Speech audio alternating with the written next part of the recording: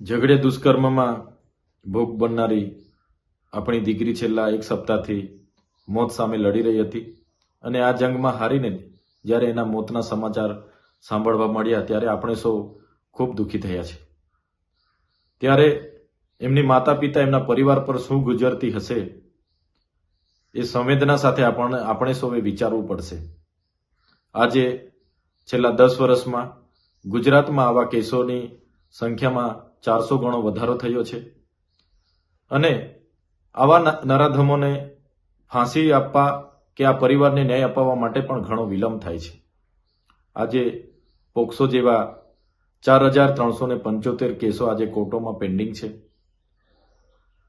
2019 ઓક્ટોબરમાં special fast track કોર્ટો બનાવવામાં આવી ગુજરાતમાં।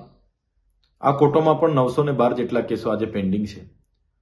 ત્યારે આવા કૃત્ય કરનાર રાક્ષસી નરાધમોને તાત્કાલિક ધોરણે કડક સજા થાય, એમને ફાંસીની સજા થાય એ માટે આવનારા ભવિષ્યમાં સરકાર કડક કાયદા બનાવે એવી અમે માંગ કરીએ છીએ।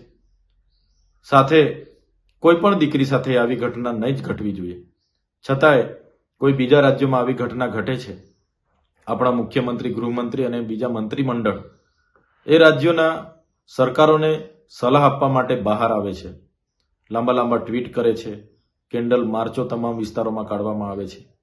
ઝઘડેની ઘટનામાં આટલા દિવસો સુધી સ્થાનિક નેતા હોય કે ગુજરાત સરકારના ગૃહમંત્રી, મુખ્યમંત્રી જે મૌન સેવ્યું છે એ મૌન આવા કૃત્ય કરનાર લોકોને હિંમત આપતું હોય છે।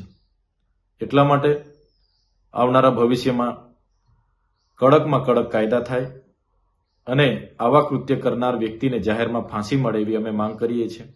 આપણે એક બાજુ મહિલા સુરક્ષાની વાત કરીએ છીએ, બેટી બચાવ બેટી પઢાઓની વાત કરીએ છીએ, પણ જે ગુજરાતમાં છેલ્લા એક વર્ષમાં 648 જેવી આવી ઘટનાઓ ઘટી છે એ આપણી બરવી વાસ્તવિકતાઓ છે જે આપણે બધાએ સ્વીકારવાની છે અને આવનારા દિવસોમાં આવી ઘટનાઓ પર રોક કઈ રીતના લગાવાય એ બાબતે આપણે બધાએ ગંભીરતાથી વિચારવું પડશે અને એના પર નિયંત્રણ આવે એ પ્રકારની બધા જ લોકોએ આવનારા ભવિષ્યમાં પહેલ કરવી પડશે અને સરકાર આ બાબતે ગંભીરતાથી વિચારે એવી અમે માંગ કરીએ છીએ।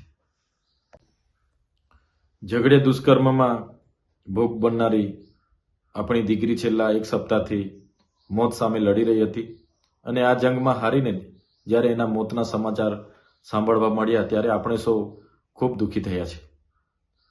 ત્યારે એમની માતા પિતા એમના પરિવાર પર શું ગુજરતી હશે એ સંવેદના સાથે આપણે સૌએ વિચારવું પડશે। આજે છેલ્લા 10 વર્ષમાં ગુજરાતમાં આવા કેસોની સંખ્યામાં 400 ગણો વધારો થયો છે અને આવા નરાધમોને ફાંસી આપવા કે આ પરિવારને ન્યાય અપાવવા માટે પણ ઘણો વિલંબ થાય છે। આજે પોક્સો જેવા 4375 કેસો આજે કોર્ટોમાં પેન્ડિંગ છે।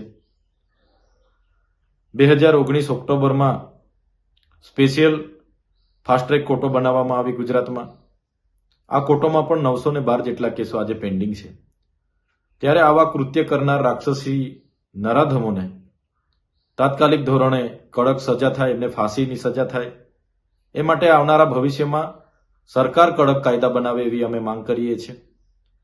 સાથે કોઈ પણ દીકરી સાથે આવી ઘટના નહીં જ ઘટવી જોઈએ, છતાંય કોઈ બીજા રાજ્યોમાં આવી ઘટના ઘટે છે। આપણા મુખ્યમંત્રી, ગૃહમંત્રી અને બીજા મંત્રીમંડળ એ રાજ્યોના સરકારોને સલાહ આપવા માટે બહાર આવે છે, લાંબા લાંબા ટ્વીટ કરે છે, કેન્ડલ માર્ચો તમામ વિસ્તારોમાં કાઢવામાં આવે છે।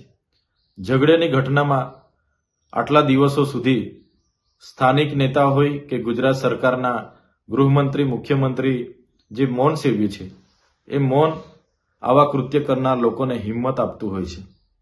એટલા માટે આવનારા ભવિષ્યમાં કડકમાં કડક કાયદા થાય અને આવા કૃત્ય કરનાર વ્યક્તિને જાહેરમાં ફાંસી મળે એવી અમે માંગ કરીએ છીએ। આપણે એક બાજુ મહિલા સુરક્ષાની વાત કરીએ છીએ, બેટી બચાવ બેટી પઢાઓની વાત કરીએ છીએ, પણ જે ગુજરાતમાં છેલ્લા એક વર્ષમાં 648 જેવી આવી ઘટનાઓ ઘટી છે એ આપણી બરવી વાસ્તવિકતાઓ છે જે આપણે બધાએ સ્વીકારવાની છે અને આવનારા દિવસોમાં આવી ઘટનાઓ પર રોક કઈ રીતના લગાવાય એ બાબતે આપણે બધાએ ગંભીરતાથી વિચારવું પડશે અને એના પર નિયંત્રણ આવે એ પ્રકારની બધા જ લોકોએ આવનારા ભવિષ્યમાં પહેલ કરવી પડશે અને સરકાર આ બાબતે ગંભીરતાથી વિચારે એવી અમે માંગ કરીએ છીએ.